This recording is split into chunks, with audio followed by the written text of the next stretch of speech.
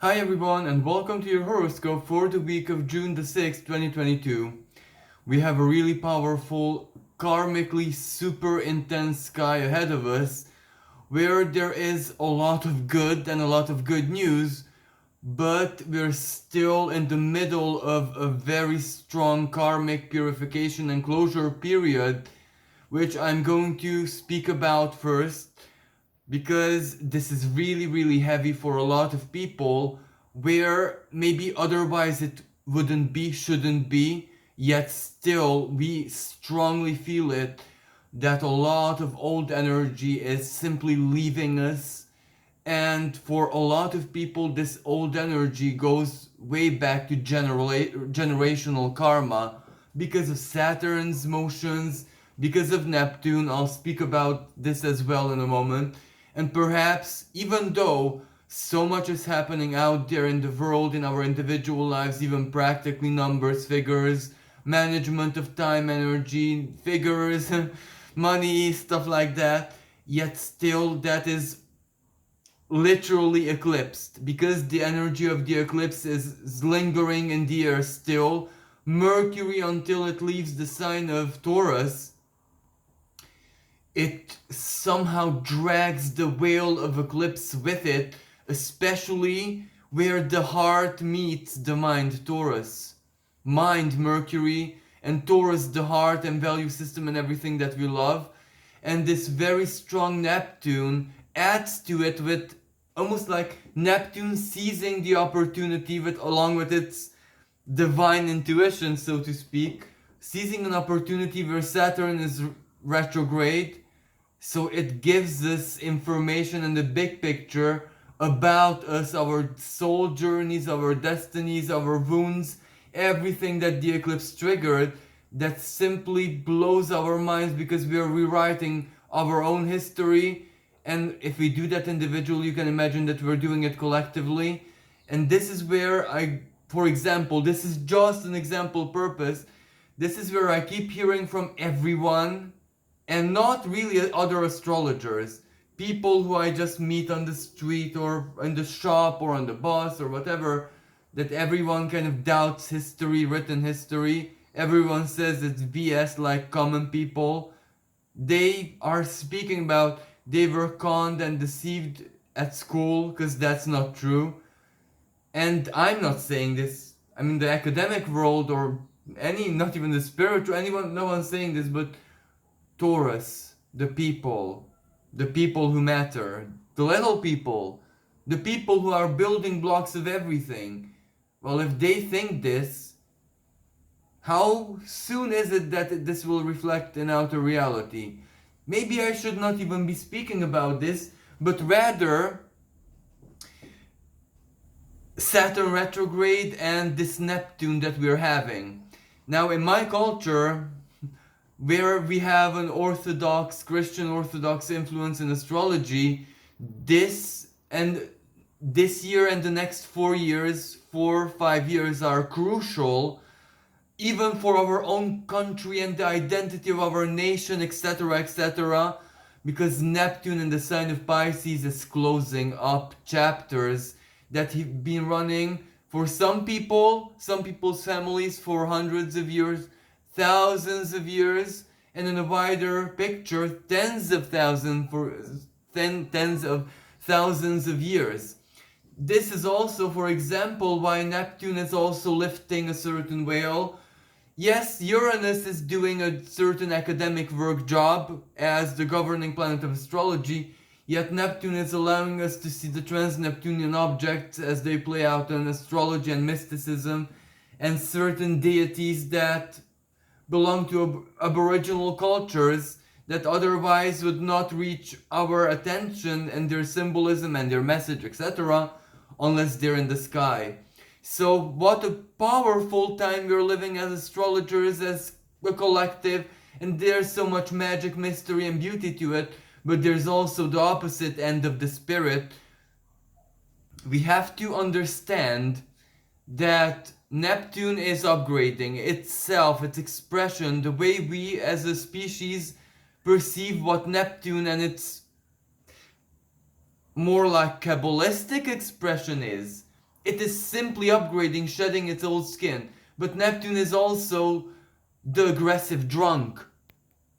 Neptune is also the suicide victim. So Neptune has a lot of demonic energy to it as well. But that's upgrading as well. Where perhaps demon in the age of Aquarius should be a symbolism and literally just an inner demon, where it should not have that strong power over physical reality, because it kind of lives in us with the shadow. And if the shadow is our best friend, then we achieve a certain kind of harmony where we're literally not in a dichotomous dimension anymore. We just live in a harmony, like it or not, as in, it's easy. But Neptune has to close this chapter.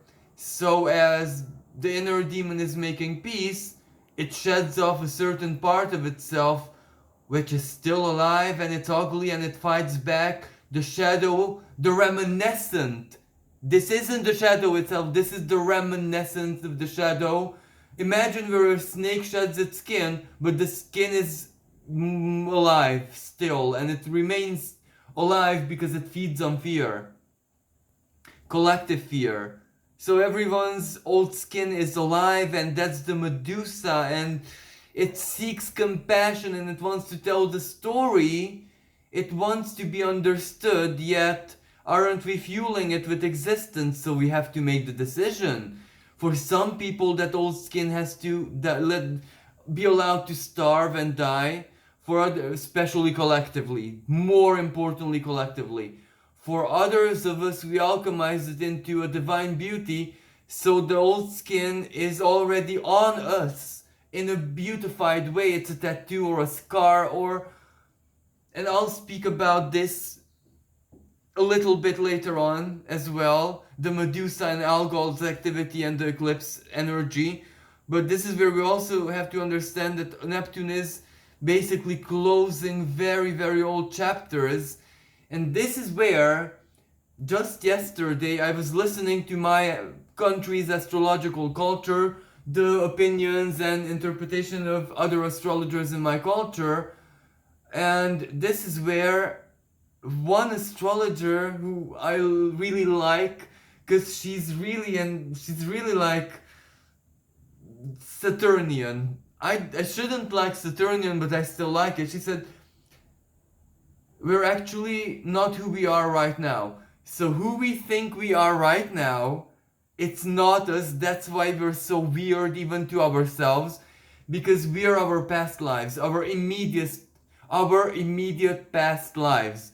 And this blew my mind because it's so true, and I felt like a little schoolboy astrologer, because I was living it and it was so oblivious to me. That the reason why I'm so brave, why I'm so different, why I'm more magical than I ever was in this incarnation, and the reason why so many things are happening is because some old part of me is activated, and he was brave. He did not have a debilitated Mars, an aggressed Mars. He was much more masculine than me, so that is, somehow it became alive in me. And yesterday I hear it from a colleague astrologer, but she's beautiful, she's sexy, she's famous, she's the good type of astrologer. So I hear it from her that part of our past existence is alive. First I laugh, I think to myself, oh Lena, how can you say something so, and the ridiculous was frozen in my mind. I couldn't even think it, because I immediately saw the truth, and I was shocked, and I was like really surprised that wow, it's literally true for me. But I'm just Neptune in the sign of Pisces. You're not you, I'm not me, we're all the same, really.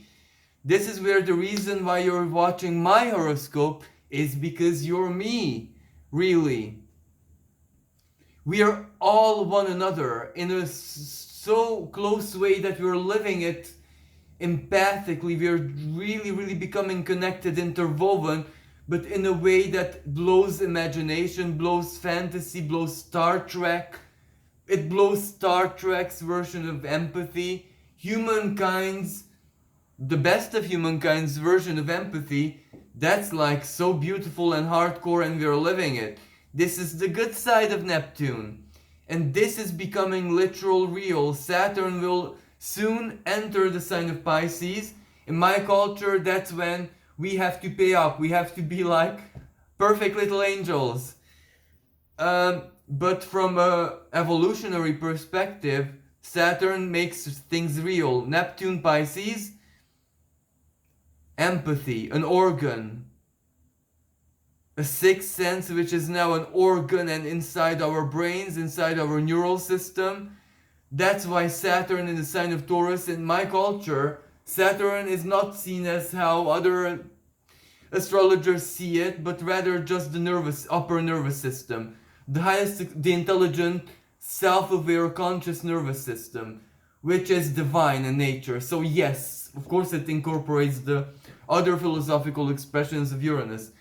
So that upgraded for real. That means we have an extra. That means that the pineal gland is a real organ which does things, which needs care, which needs grounding, which needs grass on our feet, which needs love, which needs intercourse, loving, but really loving intercourse. This is where you don't even need to have physical intercourse, just love one another, and it does things to you. It makes you happier than anything else. So Taurus is teaching us that we need nature, but we also need to be a bit primal.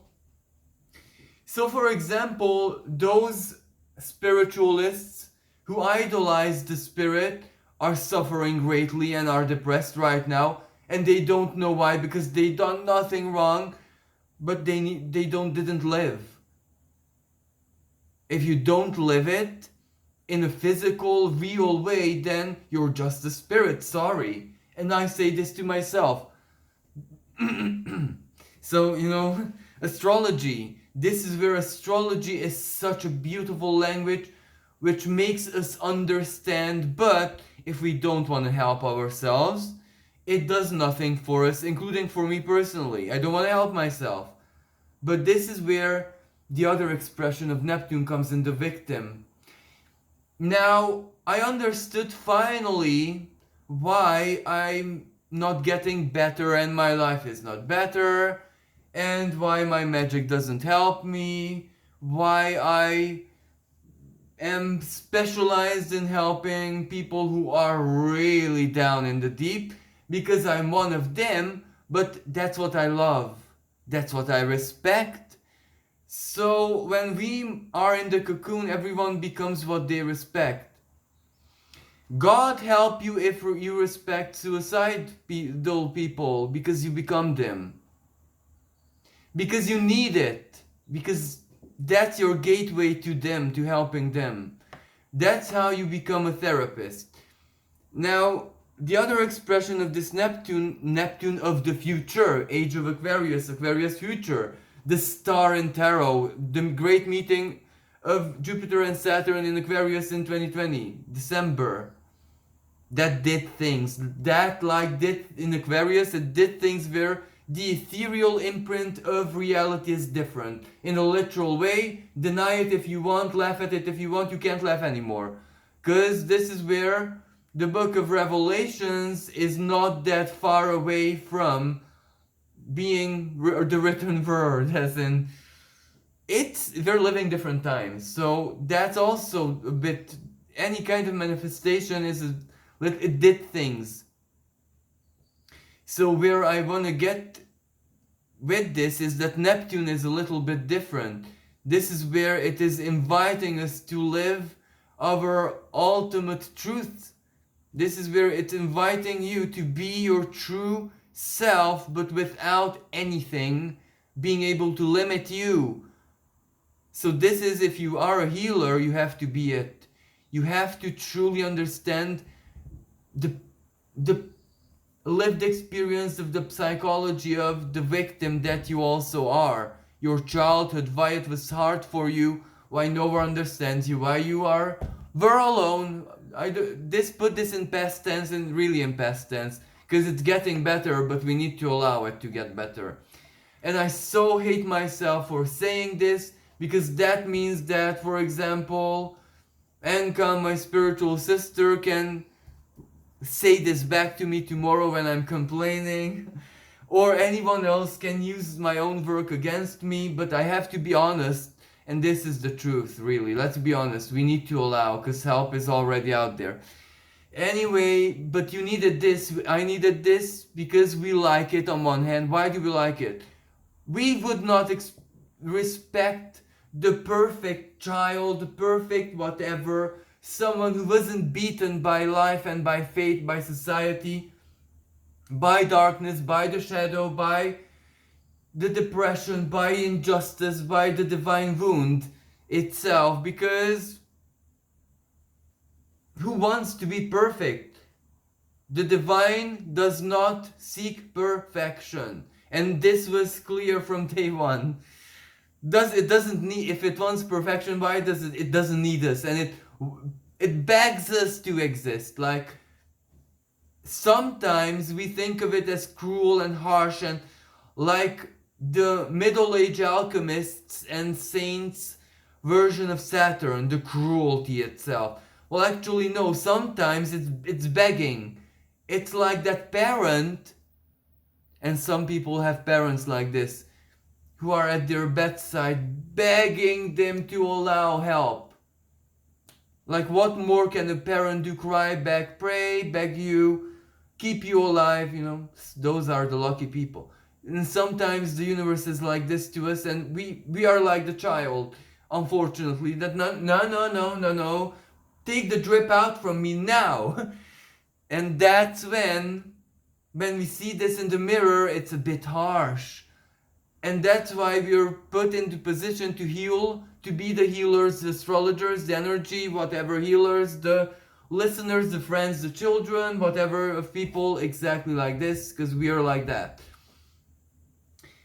And when Neptune holds the mirror, this clearly, it hurts us to admit this. And Mercury retrograde, spiritual, deep spiritual expression, combined, alchemized with the eclipse, is exactly this: let go. See it for what it is, admit it, you love it, you loved it, but this love story between you and the victim has to end now. And this is so hard for us. It's hard.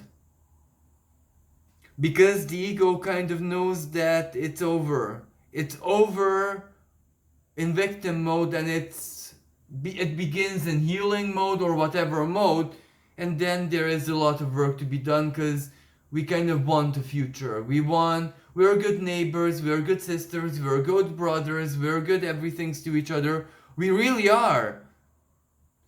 They deceive us to think that we're not good enough for each other when we're perfect for each other. We're just really perfect. We love each other, really.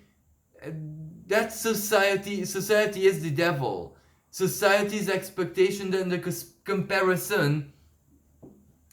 The comparison, when we compare ourselves to society, that's when we listen to the devil. That's when we're feeding the devil, helping it, and then we're spiritually placed in positions. You're a peaceful mystic, but you need to somehow be pushed into performing like exorcisms.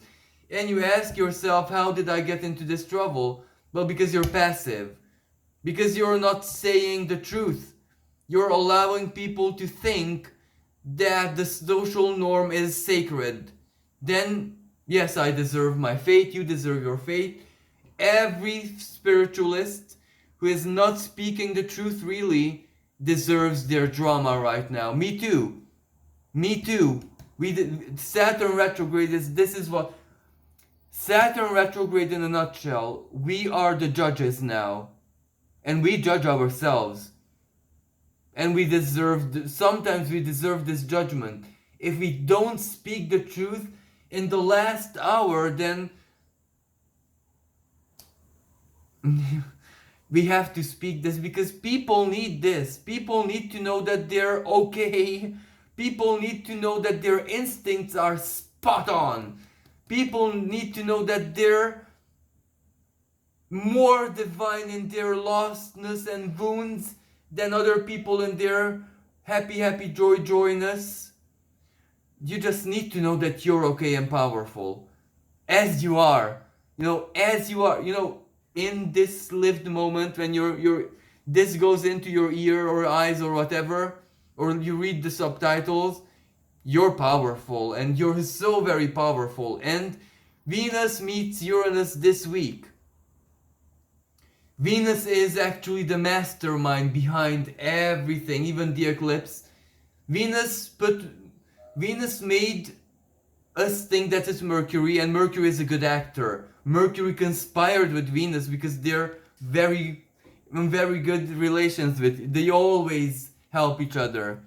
So actually the mind is not an enemy of the heart, as many people think. No. That's something modern psychologists and mystics, and the mind is not an enemy at all. It never ever was.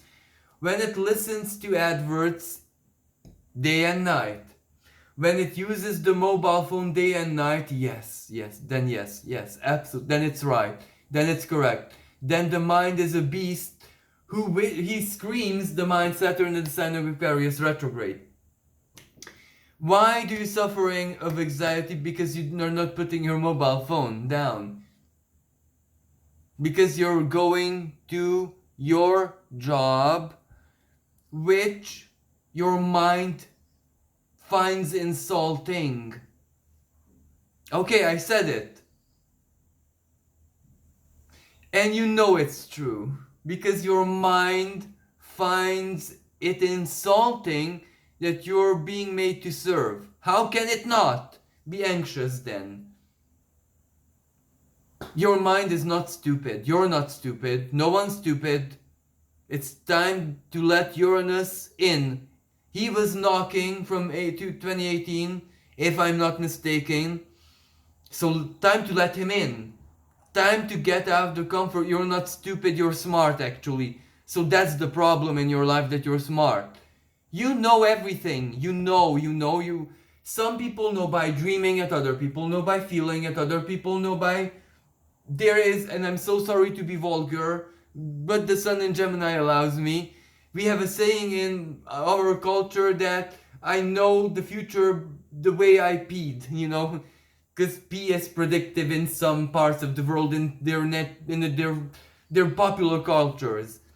Some people buy that, other people buy their hyper intellect, other people anticipation, other people being smart, other people common sense, other people being connected to nature. Everyone's smart, no one's stupid.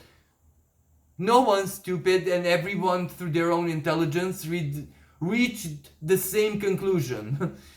So that means everyone knows their stuff. Everyone knows everything already. North Node in Gemini is over. So we all know already what we need to do. That's why it's in Taurus, to do it. To be it, to do it. So yes. This is exactly why this week there is a lot of positive lunar energy. The soul is the key to whatever it is that you're seeking. Lover, money, recognition, healing, soothing, respite, holiday, inspiration, collaborator, whatever it is that you're seeking, because it's also Taurian. On the 8th, you have a grand trine, a grand earth trine, because Mercury is trine direct already, so you are determined. You may not have crystal clear clarity of the date of when, but somehow deep in your heart, let's say, you know that your plan is ongoing, you know your future, you know what you need to do, you know what you need to sort out, you know that you're going to be brave enough, good enough, beautiful enough, sensual enough. You know this, you know it. Because the Pluto trine, Pluto is giving you the confidence. Then the trine in Virgo, you're also, surprise, surprise, pure enough, smart enough, deserving enough. Because Mercury and Virgo found a way. Your mind translated it to you, all the reasons why you should be living it, why you should be looking forward to the future, because this activates an earthly hope. Earthly hope. What does that mean? One of your senses is also highlighted. It may be your sense of taste, a delicious food that also waits you at the end of this journey. Maybe translated into a larger sense, your dream kitchen. Translated it into a sensual sense. A partner who will enjoy your cooking, who you miss from your life, someone enjoying your cooking. Why are they depressed? Well, go to the Taurian things, and this is why. And it's for a spiritual person, this is the hardest thing to admit. I'm depressed because I want someone to enjoy my cooking because I'm a good cook. And you say to yourself, but this isn't a reason to be depressed, but the North Node is in Taurus. Say that to the divine. You know? So this is when we're also a bit of Freud's to ourselves. But then when the cause of the depression is something pure, Virgo, the moon in Virgo, when it's something childlike, when it's something actually complementary, well then don't be depressed, just do it. Shut up and do it. This week is where your soul is telling you, shut up and do it. Just shut up and do it. Mercury is in an erratic Taurus. Taurus is the voice, an erratic heart. Say it, of course say it, but that's one time, that's 10 seconds, and then shut up and do it. Make the choice, make the decision, and then execute. And there is a mystical Pluto energy. You don't have to care how. Leave the details to the universe, to the soul, to intuition. And then on the 10th we have an air trine where you already kind of start knowing. You have start getting the details. Saturn retrograde in the sign of Aquarius. You set certain dates, plan business project, meeting people, or the lover shows up, or the project, the contract, the sponsor, whatever it is that you need, is there written, the email comes that I'm offering this to you, please say yes. And then the contemplation, the moon in Libra, do I say yes? How do I say yes? How do I dress it up? How do I express gratitude? How do I send, the details, the nitty gritty, but this is positive. Then the sun in the sign of Gemini, but inside yourself you're celebrating because finally I have a future. So for a lot of people it's this powerful karmic energy because, as I said, the scorpionic eclipse pulls the muck, the filth, the horrible to the surface, but we already cleaned it up, everyone washed. So everyone was like literally washing their own karma, their own minds. And this is where if someone did their homework, well, they're kind of possessed. And maybe this, I should be saying this literally, possessed by a kind of divine benevolence where you're so ready to go the extra way. This is when your time, your bank account, your money doesn't really matter to you. You're able to go for that person, even that total stranger, the extra mile. You feel like a hero. This is where you're not believing that you're not expressing the bad version of Jupiter in the sign of Aries along with Mars. You're actually feeling the power to be there for another person. You're home crying and I don't know, feeling sorry for yourself. But when you activate when compassion activate for someone else, you're able to do something, wow, like really miraculous almost. And that is when you should be seeing this. The universe insists, as in it, like a stubborn parent, it insists for you to be the hero. It insists for you to do that. It supports you, it gives you, it helps you be this healer, this hero, the optimist. You're home crying that you have no future, but you're an optimist for another person with great ease because there's a benevolence inside of you that is working in a mysterious way. So yeah, the world outside is in flames. The internet is like a casting stage for the darkest, deepest expression of the human consciousness. But we are optimists. And this is where we defy the darkness. This is where we starve that which needs to die dies. This is where we're already living in a different dimension where we are more in charge of what we do with our soul power than we were ever before. And because my phone will interrupt me, I have to go to part 2. So thank you for watching part 1 and see you in a few seconds in part 2.